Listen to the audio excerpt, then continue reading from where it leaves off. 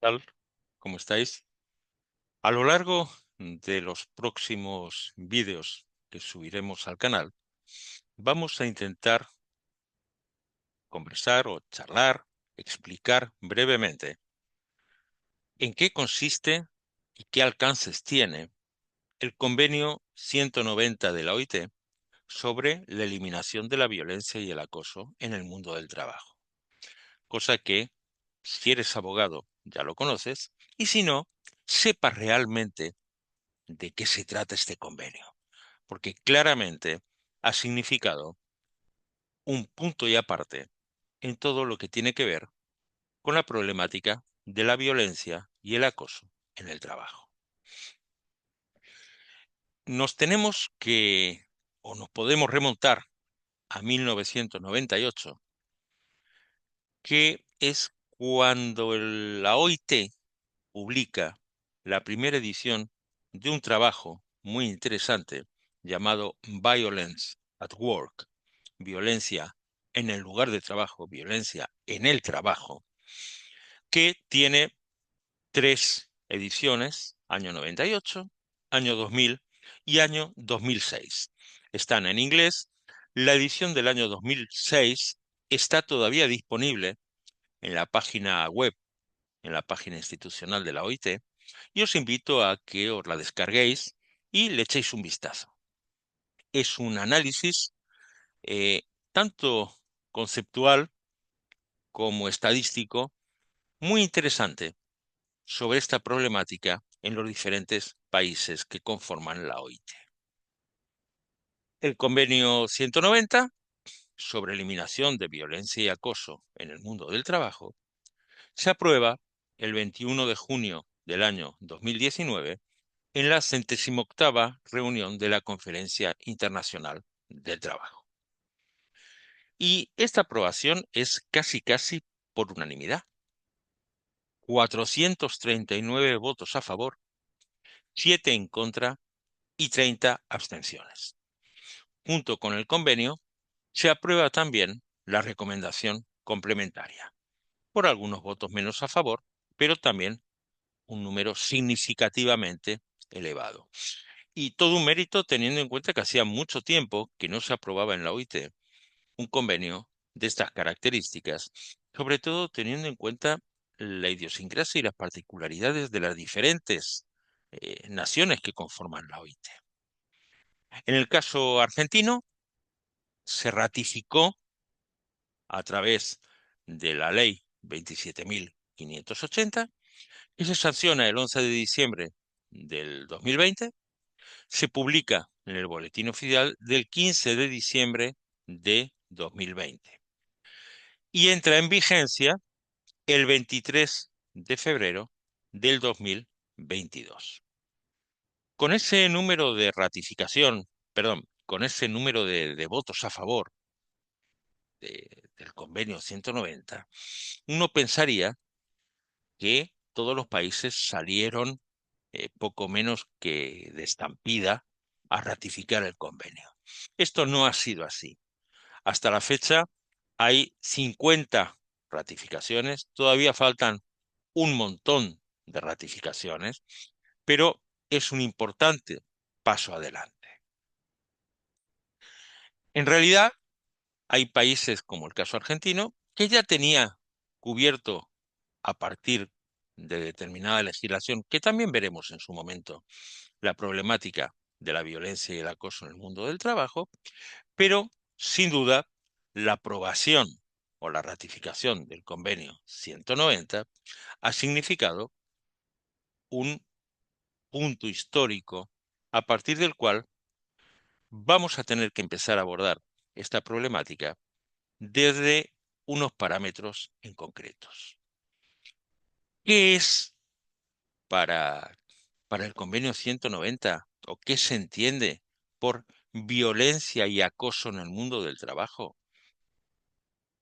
El artículo 1 del convenio lo define como un conjunto de comportamientos y prácticas inaceptables o de amenazas de tales comportamientos y prácticas. Es decir, ni siquiera es necesario que ese comportamiento inaceptable se lleve a cabo.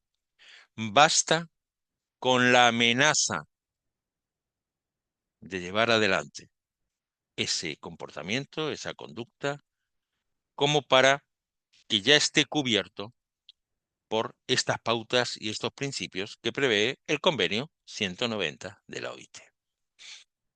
Y ya sea que se manifiesten una sola vez o de manera repetida, esto nos viene a intentar dar un poco una diferenciación entre lo que pudiéramos llamar un acto de violencia, que puede ser un acto aislado que sufre el trabajador, y una situación de acoso como comportamiento repetido, mantenido en el tiempo, que tiene otra entidad diferente. Los dos están reflejados y están contenidos en el convenio 190, ¿m? Pero el propio convenio nos da esta diferenciación o esta especie de dicotomía como para, de alguna manera, brindarnos esa diferencia. Y estos comportamientos o estas prácticas inaceptables pueden tener por objeto, pueden causar o pueden ser susceptibles de causar, es decir, no necesariamente tienen que causarlo, sino que pueden hacerlo, un daño ya sea físico, psicológico, sexual o económico. E incluye, dentro de este concepto de violencia y acoso en el mundo del trabajo, la violencia y el acoso por razón de género. ¿Qué entiende el convenio 190 por violencia y acoso por razón de género? Es aquella violencia o aquel acoso hecho aislado o continuado en el tiempo que va dirigido contra una persona en razón de su sexo o su género, o que afecta de manera desproporcionada a personas de un sexo o género determinado e incluye el acoso sexual. Es decir, si volvemos a la teoría de los conjuntos que veíamos cuando éramos chicos, íbamos al colegio, el acoso sexual en el mundo del trabajo es una de las manifestaciones posibles de la violencia y acoso por razón de género, que es, a su vez, una de las posibles formas de violencia y acoso en el mundo del trabajo. Cuando analizamos tanto aquel trabajo, aquella publicación Violence at Work, como el propio convenio, podemos ver que hay, en principio, dos tipos fundamentales de violencia posible. Una violencia endógena, que podríamos denominar como endógena, es decir, que se genera desde dentro de la organización, desde dentro de la estructura productiva en la que el trabajador está desempeñándose, o un origen exógeno, es decir, que viene desde afuera de esa empresa, de ese negocio, de esa organización. Tanto en un caso como en otro, podemos encontrar manifestaciones de maltrato, de violencia, de discriminación. Claro, alguien puede ser maltratado por un cliente, por un delincuente que entra a robar. Puede ser maltratado por un compañero, por un jefe. Puede ser discriminado por un jefe, por un compañero, pero también puede ser discriminado por un cliente, por un proveedor. También se incluye la violencia o acoso por género, incluyendo el acoso sexual, que puede venir tanto de dentro de la organización como desde fuera de la organización. Una persona puede sufrir un acoso sexual o algún tipo de violencia o acoso en función de su sexo o su género, también por parte de un cliente, por parte de un proveedor, por parte de alguien ajeno a la organización productiva, a la organización empleadora, a la organización empresaria. Es decir, en estos dos casos puede venir o nos podemos encontrar con situaciones de violencia tanto endógena como exógena.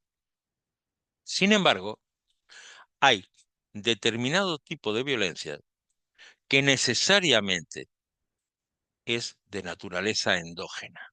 Es decir, solamente se puede dar desde la propia organización, desde la propia empresa. Y esto ya sea a nivel individual o a nivel institucional. Tenemos, por ejemplo, la violencia, lo que se denomina violencia estructural. Hay esquemas en determinadas organizaciones que son violentos, que son maltratadores.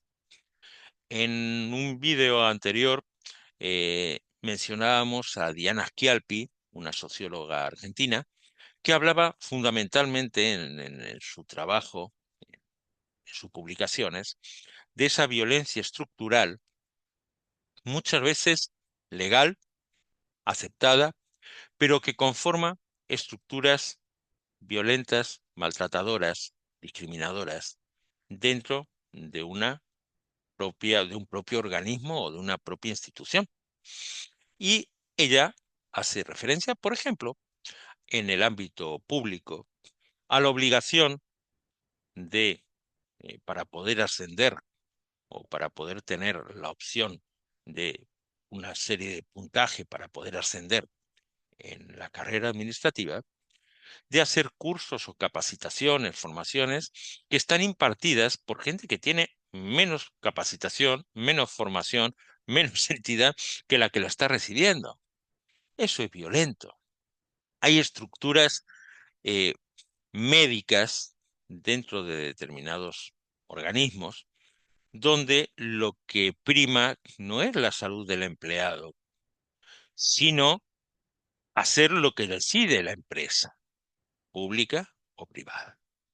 Entonces, a veces estos órganos o estos organismos médicos lo que se dedican es a hacer el trabajo sucio y utilizar la salud como mecanismo para agotar plazos máximos de licencias, para forzar retornos a trabajar en condiciones que no están dadas, o para inventarse situaciones de licencia médica, es decir, de baja médica, de una supuesta patología que en realidad no existe, pero se utiliza para forzar a agotar esos plazos o para alejar a determinadas personas del lugar donde un jefe no los quiere. También como violencia estructural podemos pensar la coexistencia en el ámbito público, por ejemplo, de personal de planta permanente que está protegido por una suerte de bill de indemnidad, según el cual esa estabilidad del empleado público necesita un sumario que sea para abordar una falta administrativa que tenga la suficiente entidad, o sea, de la suficiente gravedad, como para que conlleve como sanción la cesantía o la exoneración. Pero junto a ellos están trabajando y muchas veces haciendo la misma labor por menos sueldo, gente que está en planta transitoria. Y este concepto, que es válido en sí mismo, no tiene nada de malo que una determinada institución, un determinado organismo, contrate o tenga planta transitoria siempre y cuando esa transitoriedad sea real. Hay entidades, hay organismos con gente que ha estado en planta transitoria 24 años. Eso no es transitorio.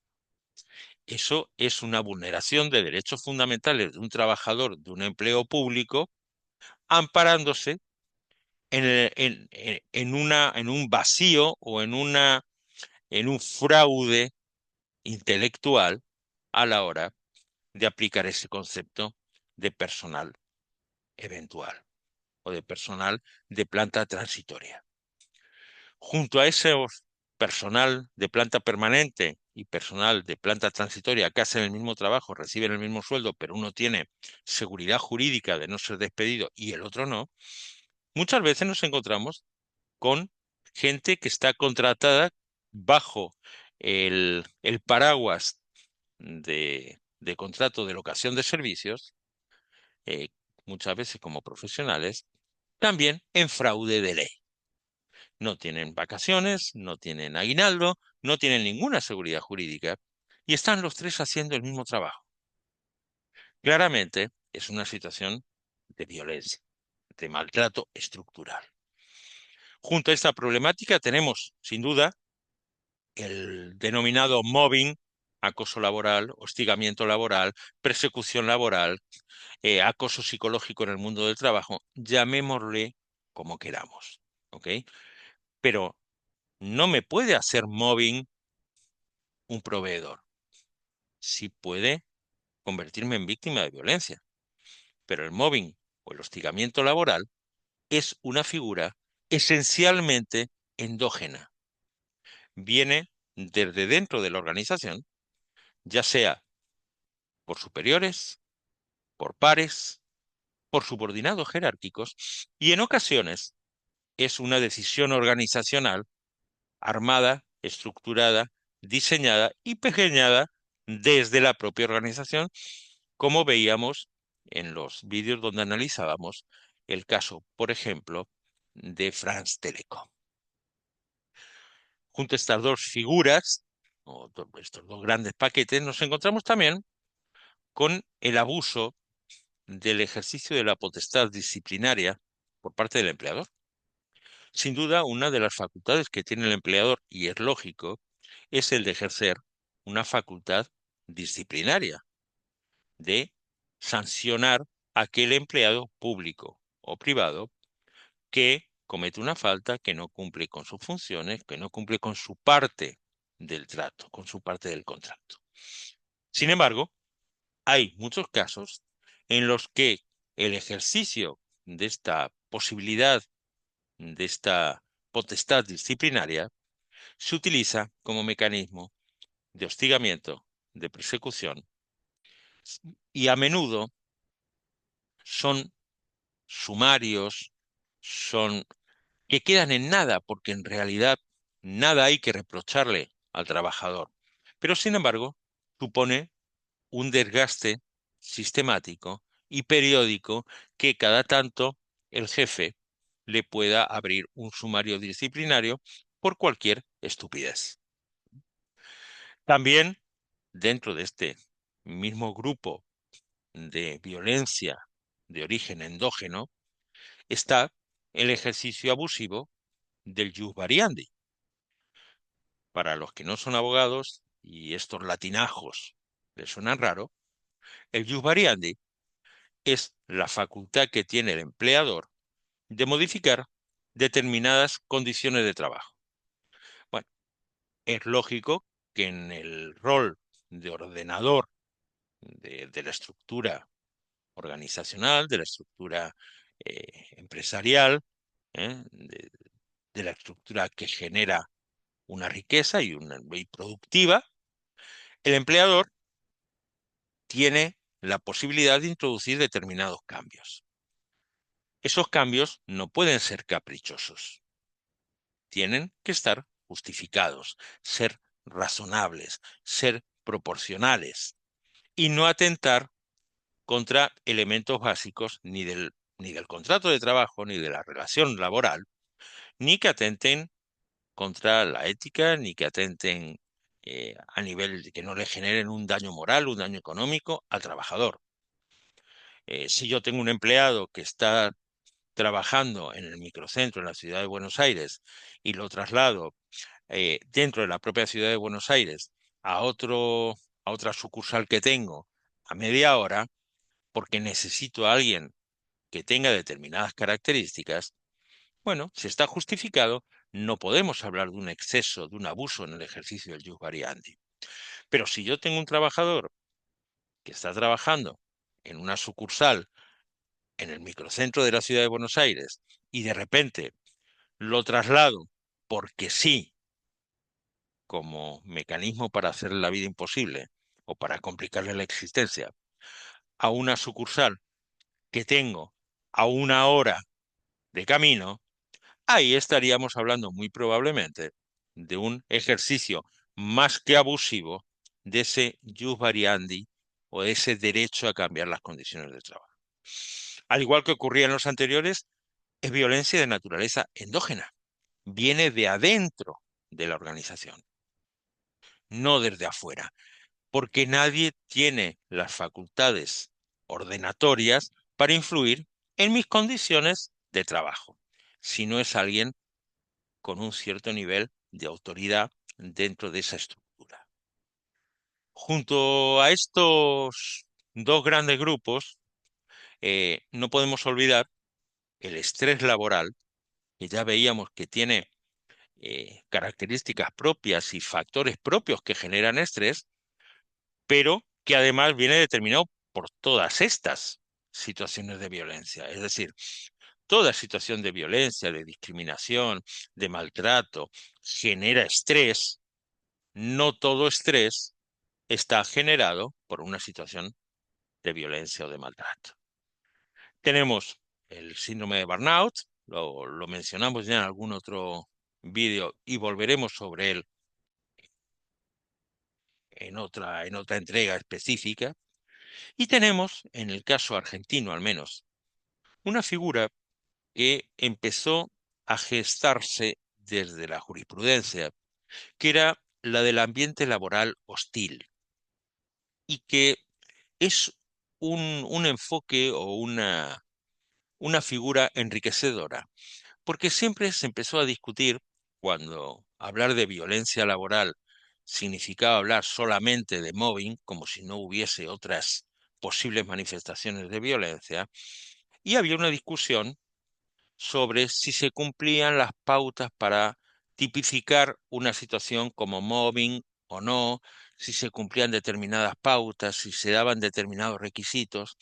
Bueno, todo esto lo veremos también en su momento en un vídeo donde empezaremos a analizar la problemática del mobbing, del acoso psicológico en el mundo del trabajo, pero hubo una jurisprudencia claramente de avanzada y con una naturaleza absolutamente intuitiva y protectora del trabajador y de sus derechos fundamentales, que decía, la verdad es que no nos importa mucho si se dan las pautas para que encaje justo dentro del concepto más o menos discutido de qué se tenía que entender por mobbing o por hostigamiento laboral o por acoso laboral. Esta persona, ¿se le hizo la vida imposible? Las pruebas demuestran que sí. La empresa o la organización pública o privada, ¿sabía lo que estaba pasando? ¿O no podía desconocer lo que estaba pasando? Si la respuesta es afirmativa en cualquiera de los casos, es responsable. Con lo cual, va a tener que hacer frente a esa responsabilidad del no hacer nada que veíamos además en un video anterior, pero como responsabilidad directa por los daños y perjuicios causados. ¿Por qué? Porque pudiendo hacer algo, no lo hizo para evitar la generación de este ambiente laboral hostil para la víctima. Claramente, sí, en observaciones o en comentarios esperamos que hagáis cualquier observación o nos contéis vuestra experiencia o si tenéis dudas, inquietudes, bueno, plantearlas en ese lugar. Como siempre, gracias por estar del otro lado. Si os parece interesante, ya sabéis, regaladnos un like, suscribiros al canal, dadle a la campanita y activar para que no os perdáis otros videos posteriores, porque en nuestro próximo video hablaremos de quiénes están protegidos y tutelados por este convenio 190 de la OIT contra la violencia y el acoso en el mundo del trabajo. Mientras tanto, cuidaros y nuevamente gracias por estar de ese lado.